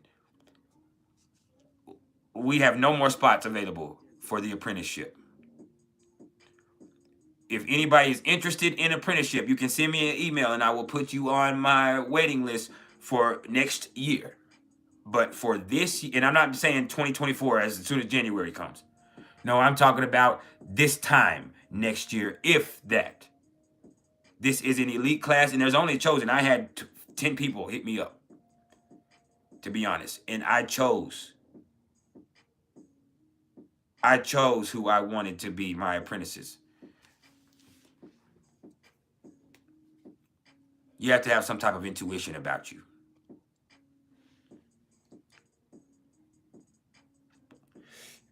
You have to, the point of me having apprentices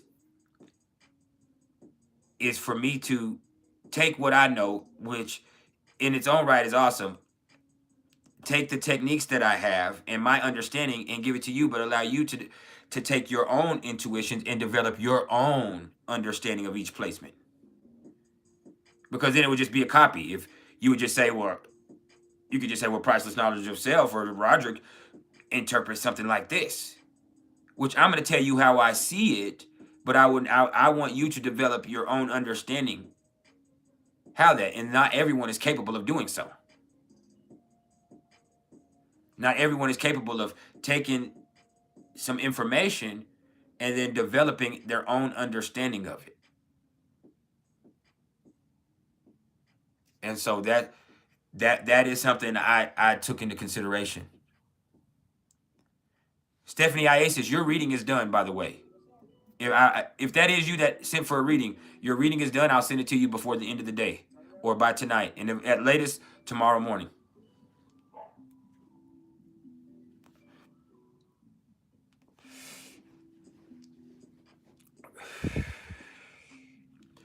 And I also want to advertise. I have one of my partners, one of my colleagues, somebody that I collab with regularly, Joali. She's the founder of Star there on Facebook, which has thousands of people in their own right, has several branches, successful branches, has had several iterations. And she's also a tarot reader, that has academies of her own right, a divination expert in her own right. She has a degree as far as finance goes. She is a financial advisor, which she's going to come on here a lot of the times in that capacity, at least once a month, when her and we're going to go live together. Yeah, Queen Machete, you goddamn right. And we're going to go live together, and she's going to come on here, and she going to put you up on game. And not only will we talk about stuff, but she also will impart some of the business savvy that she has, and some of the knowledge, because I've learned so much in dealing with her, and been inspired by the way that she pushes her brand, and the way that she really, is about her fucking. She's another Mars in Capricorn, but when it comes to being about your business, I ain't holding a candle to her.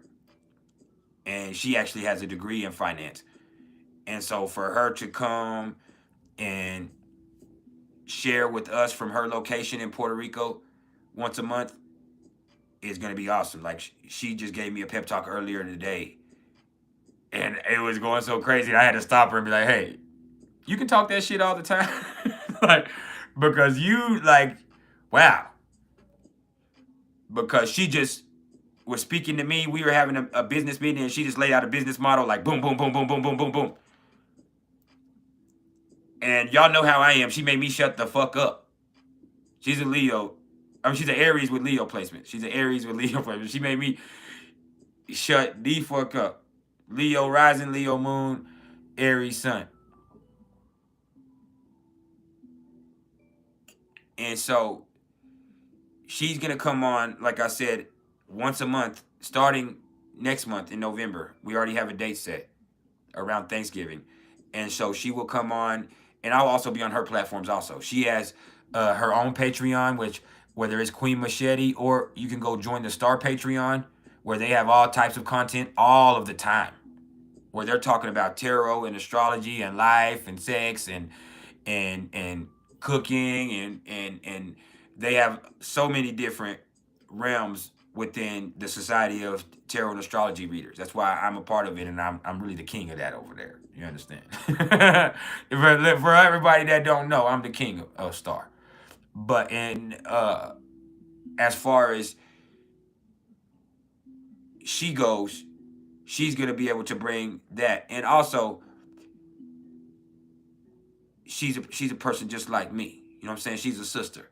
And so she's gonna come on here and be another face that brings us that type of information. And so Tiara will be here sharing everything that she can as far as how to monetize your gifts. And her and I, of course, will play off each other in our way. But that is hard. She's one of the only people that can make me shut the fuck up, because she knows our stuff and she has a force of nature about her that is, and she's gonna rub people because she don't give a fuck. She don't give a fuck. She's gonna pop her shit and she don't give a fuck. She's an amazingly gifted reader who has, you know, made hundreds of thousands of dollars, if we're being honest, through her business model. And she, whether it be writing, whether it be helping other people with business, advising, whether it be just flipping her cars, whether it be her stuff that she does on Stereo and Patreon, like, she's gonna do her thing. And y'all will be, there will also be more opportunities for, I will be more visible on their platforms. I will be going live in Star once every couple of weeks. Her and I will go live every once in a while as far as in the Facebook group goes. And then we'll also, I will be on their podcast. I will be on their Patreon. So we have, I mean, we've been collaborating for a while now, as far as me being an admin of Star and me being an integral part of that over there. But we're going to now start merging as far as our visions to go together and incorporating a lot of the Star stuff and the priceless knowledge stuff. So for those of y'all that fuck around, I encourage you to go. It might be like $3 a month to join the lowest tier of that Patreon that they have at Star. Even if you don't have Facebook, because I know some of y'all don't have Facebook. And I encourage you to go to the Patreon and just check out the Star content, because they be over there going crazy. They be over there going crazy.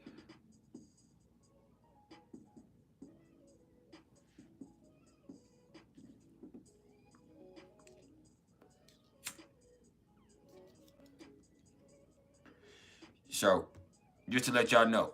And once Earthshaker and I get right and he, you know, he feels comfortable enough, we will be coming live. I'm going to draw another member to go live before that, and we'll go with, you know, we'll go with that also. And ThErApY, I did see you applying for apprenticeship, so I will have you on the waiting list.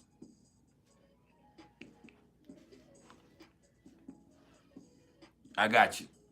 You on the waiting list. That works like that, officially. I'm excited to be able to offer that, and I'm excited for the, hey, it's love. I'm excited for the response that got. I'm really excited for the response that got. That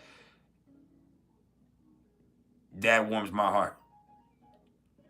And it also, as morbid as it sounds, and the truth is, if something ever happens to me, my legacy lives on through y'all.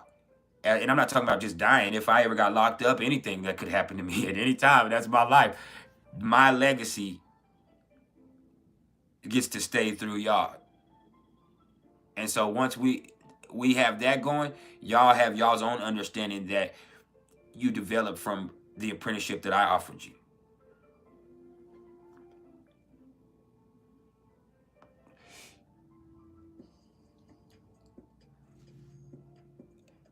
I'm good now, but anything could happen at any time in life. Shit, I've learned that this last year, so it's made me incredibly negative about situations. My life is in such a better place. I'm so healthy. No, I won't do that. I won't never. I'm not. For this moment right now, just for everybody knows, that situation is okay. You know what I mean? I'm not. That's not something that's a concern in my life at this present moment. But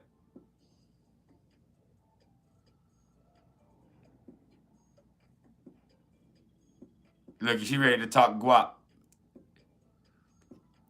But this right here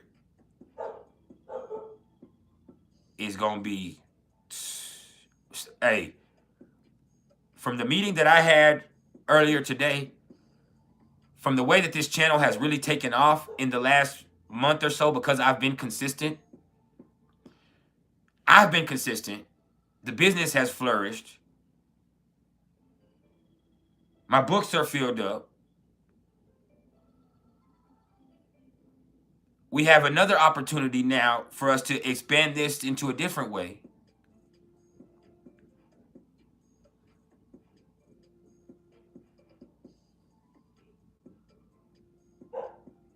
Is somebody at the door?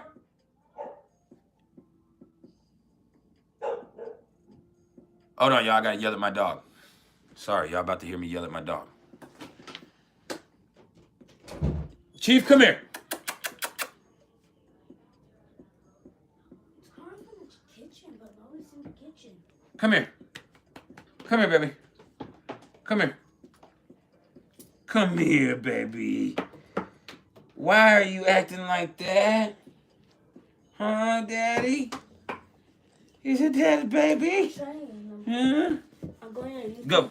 I'm going on YouTube, searching how to train up dogs, so I'm training them. So you're on YouTube trying to train dogs? Yeah. So I can do it with him. Okay, Daddy. I'll be done in about 15, 20 minutes. Close the door. He said.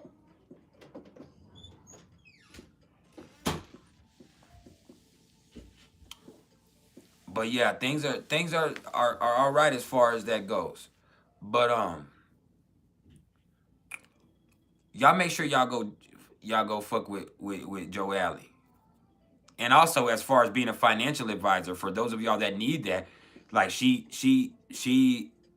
can really, and for those of us that are gifted as far as this, and you're looking for a way to monetize your gifts, or you're looking for a way to build a business model for you to do that, just go contact her personally, because you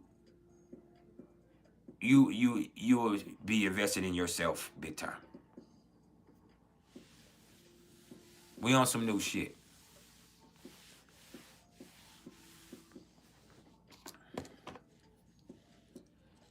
Yeah. We finna make the most out of Jupiter and Taurus once we're getting everything in place now. But now Jupiter's in Taurus, we get the gualo. And we'll go, once this retrograde motion comes out, 2024, we want more. We get more in 2024. Oh, yes.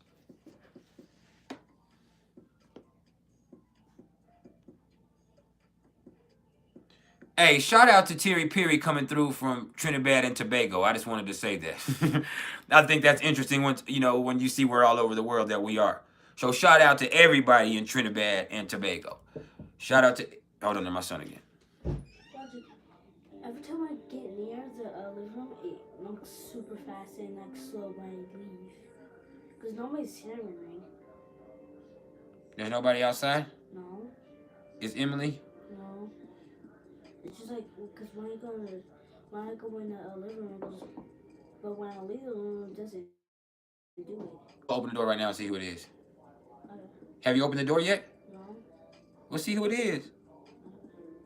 Is it been loud? Yeah. If I turn the TV up, I still can hear it. Well, go see.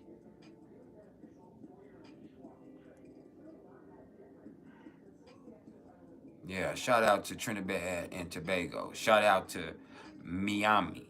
Shout out to Philadelphia. Shout out to Sweden. Because we got people in this mug from Sweden. We got people in the UK right now. In New Zealand right now. Brazil right now.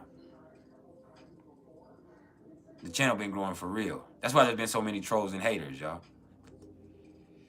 The channel has been growing. And we'll be back tomorrow with a top 5, and we're going to talk about the eclipse. Nobody's there. Okay, baby. Jaheim probably be here soon, too. No, he won't. No, he won't. Jaheim he's at school for the choir meeting. Oh, yeah, he has to. He's not coming home. We'll go up there and pick him up after his choir concert. But, yeah. I'm looking forward to the growth. Tomorrow I gotta look. I'm gonna wear my nice little green turtleneck and shit come through. You know what I'm saying? For the Taurus. Might just wear a sweater. I don't know. I might just wear my green sweater. I don't know yet. But I'm coming through with the forest green. For real. For that Taurus eclipse. Pay me.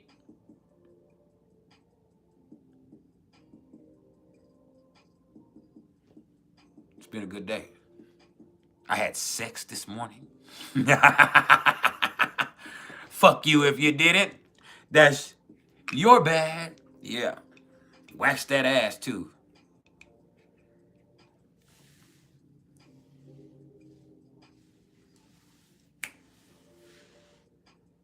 What's my take on being outside during eclipse? I don't really have a take on it. I don't follow all under the superstitions of every superstition. I think you'll be fine.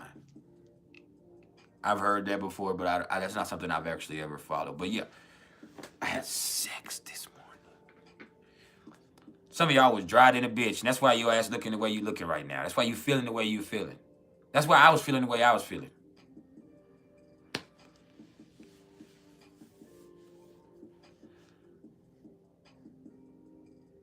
I'd hit my lady with that good morning. Good morning. Shit, she got some D this morning, and she had a check come. UPS brought a check today. So I know she having a good day like a motherfucker. And Mars is conjunct her Venus in Scorpio. Funny as it is, she has Venus in Scorpio. And so Mars is in Mercury too, but Mars is exactly conjunct her Venus in Scorpio. And she got that yammer. Yeah.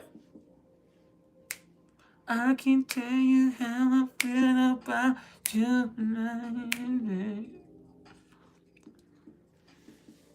And I'm skinnier, so it's longer than ever.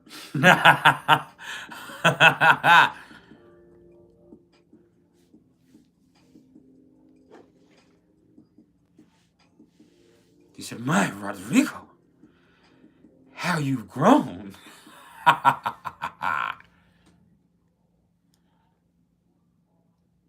Did the Venus in Scorpio snatch my soul?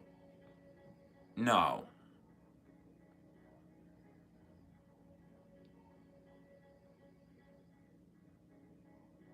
Oh, you got the check then. Then you should need to go ahead and get these services then. You got the check. You need to go ahead and get this Pluto reading then.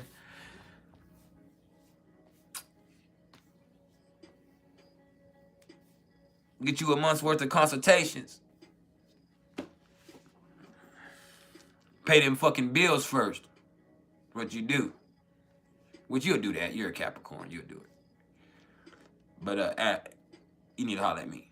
You need to get at me immediately, like following this live.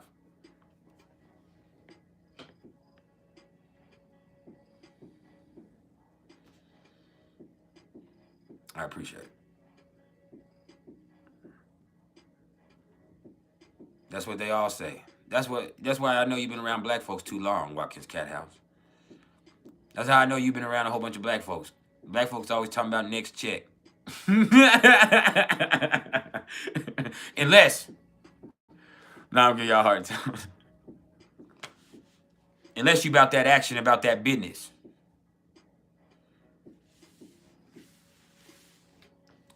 Like that Duval goddess. I ain't gonna speak her name. I know she watching.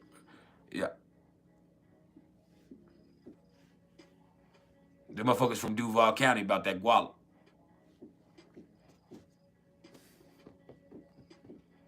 Guap, as she would say.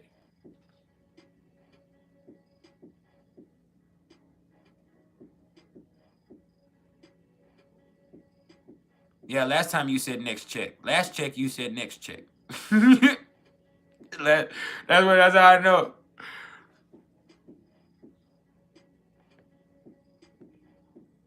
I'm giving you a hard time though, for real though. You do what you need to do for your babies first. Take care of your business. I'll always be here.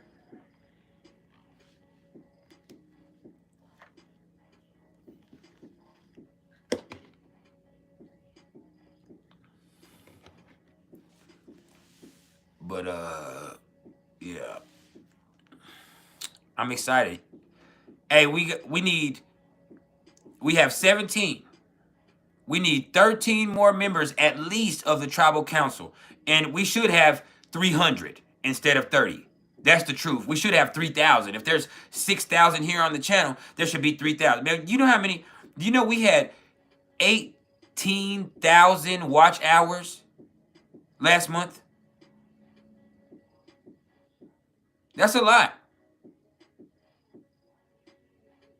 18,000 watch hours in the last 28 days we've had.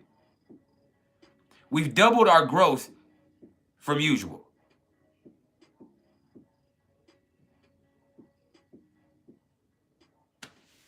That's crazy.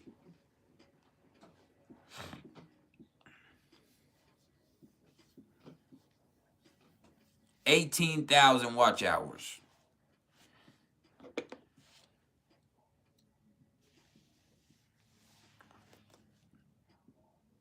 We really expanded.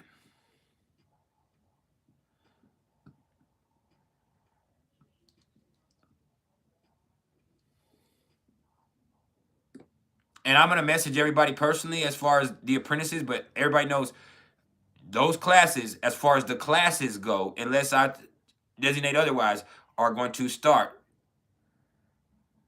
the first week of December. And so we're trying to have at least half of our payments, have everything paid off, or half of it paid off by then. And if we can't, we'll discuss it, but we already in it. If your spot reserved, your spot is reserved.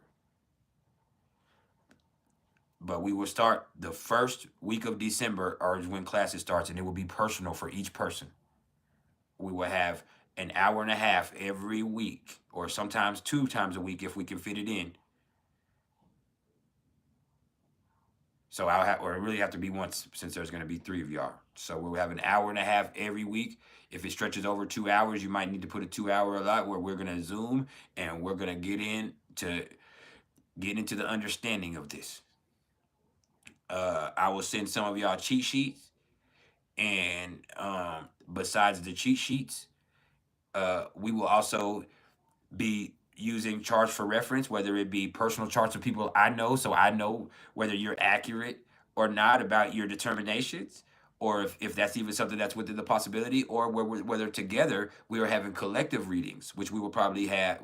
We will have, not where we all are together, but where you and I together, each one of the apprentices, where you and I together will look at a chart together, and you will read it while you're with me, and we'll look at it together, and then you will be able to help develop an understanding. But before we do that, we'll probably have 10 sessions of the basics. Like, it's going to take a long time before you even get to that. You're going to have probably 10 sections of us looking at the basics and understanding, and then we'll start looking at charts together, which we'll look at charts as examples, but before that. But then once we get into the 11th session, that's when we'll together start doing the things as far as it goes from lessons to actually apprenticeship, to where you're now looking and doing your thing. And by the time we get done, it's all the way live. It's all the way live. That's guaranteed. And you're using my method for developing your understanding.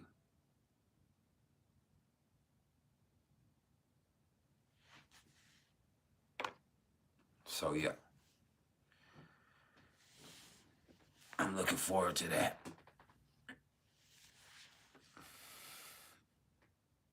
Teaching is really my passion, to be honest with you. I come from a family of teachers. My grandmother, that's how I am as intelligent as I am, is my grandmother was a teacher. My mother was a teacher. I have uncles and aunts that are all teachers. So I come from a family of educators. But my grandmother being an educator is how I am the way that I am. She taught me how to read before I was in preschool. Before I was in pre-K, I could read when I was 3 years old. I don't remember being 3 years old, but I've been told. Now, I know I can remember reading since kindergarten. That's as far back as I can remember, as preschool or kindergarten, barely. But I've always known how to read as long as I can remember. Like, read. In first grade, I could read at a college level. That's no lie. I remember my mom bragging to the school that like he can read at a college level. And it's because I was always grounded. It's not because I'm bragging. It's not just because I was smarter than everybody else. It's because I was around people that fostered that type of thing in me. Just like toxic behaviors can be fostered, and some of them were. You can also foster healthy things in children. And that's what you need to know as parents before we go. That's our last teachable moment. Is you can foster healthy stuff in people. It's not just you can instill negative traits. Like the fact that I am intelligent as I'm intelligent and I know what I know, it's not just because I'm intuitive and gifted, but it's also because I fucking read. It's also because I have a hunger for learning. And so that right there was instilled in me from being a very young child, and my grandmother making it fun for me with her Leo moon and her Gemini sun, and her singing songs with me and playing with me and teaching me how to read stuff that I wanted to read, and finding out the type, and just from her being her knowing the type of stuff that would pique my interest, and then knowing that I was obsessed. I want her just intuitively knowing I was an obsessive person. She would find stuff for me to get obsessed with, like a series of books. Like when I was very little, Hank the Cowdog. I don't know if anybody's ever read those Hank the Cowdog books, but there was books called Hank the Cowdog, and so she would, and they were chapter books. They're not. They're like 100 pages a piece,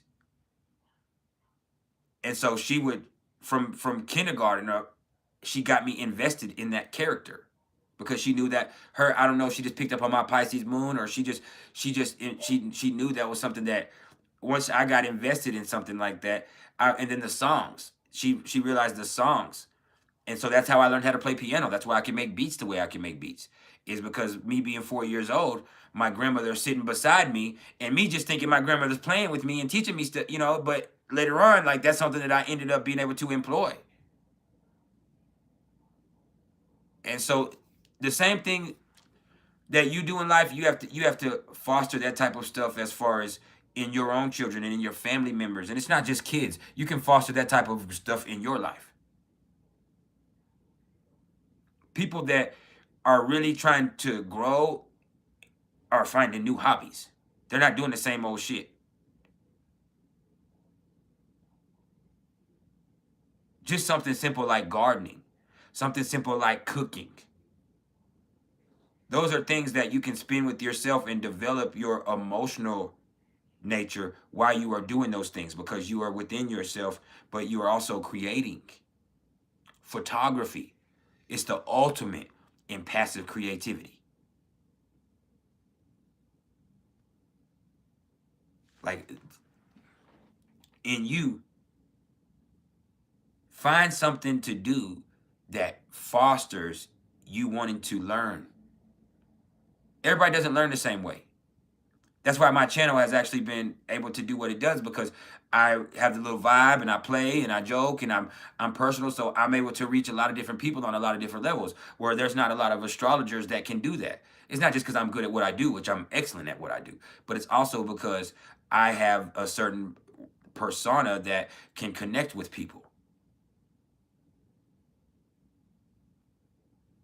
And so there's other ways that you can come across. There's other ways that you can, but you just have to find something that fosters that type of development in you.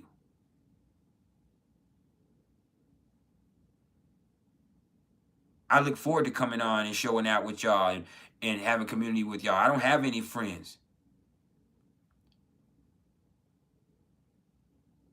And so I have people I deal with business, but it's all this. So when I come here and I get to have community with y'all and I play and y'all appreciate it and I like it's something that's incredibly healing for me.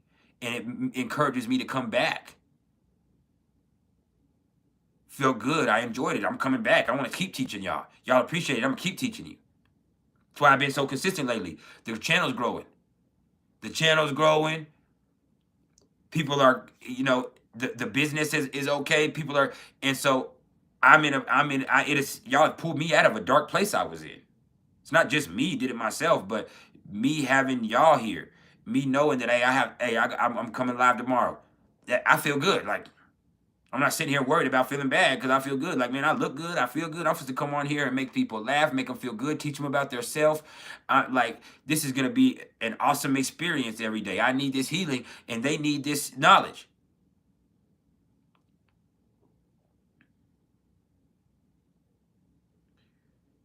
And so, as you see people that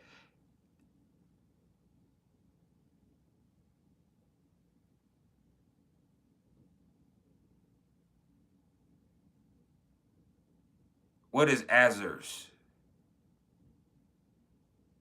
You saying I look like ass? Or who is Azers? I don't know who that is. If you say I look like ass, just say I look like ass. That'll be all right.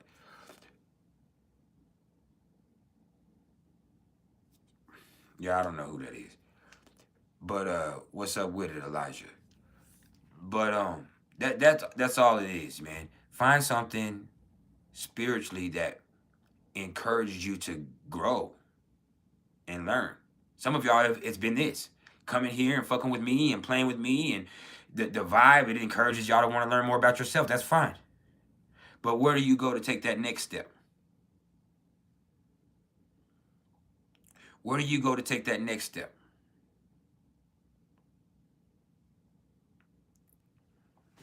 That's what you got to ask yourself. So I love y'all. Anybody that's interested in any readings, don't get at me in my comments. Get at me in my email, which is mr.turner1300@gmail.com. And I will be back tomorrow, probably tomorrow morning, with an eclipse session and a top 5, which I haven't made the top 5 yet. So that's the only thing that will delay me coming really early in the morning. I might come really early in the morning, which for some of y'all on the East Coast won't be really early. But for me, it'll be really early. I'm talking about 10 a.m. on the East Coast, 9:45, and earlier than that for people, way earlier for people on the West Coast, 6 a.m. on the West Coast and shit here in America. And y'all will be well into your day in Europe. So y'all will be all right.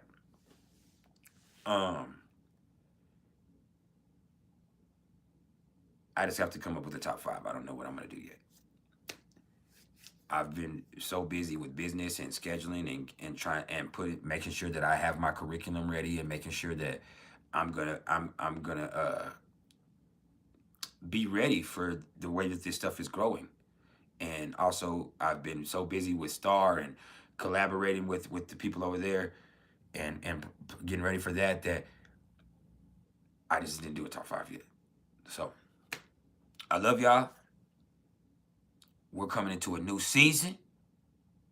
This eclipse, it's time to bring some prosperity into your life. I'm like Creflo Dollar. I preach prosperity. So I appreciate you. I love you. We'll talk soon. Keep it chill till next time.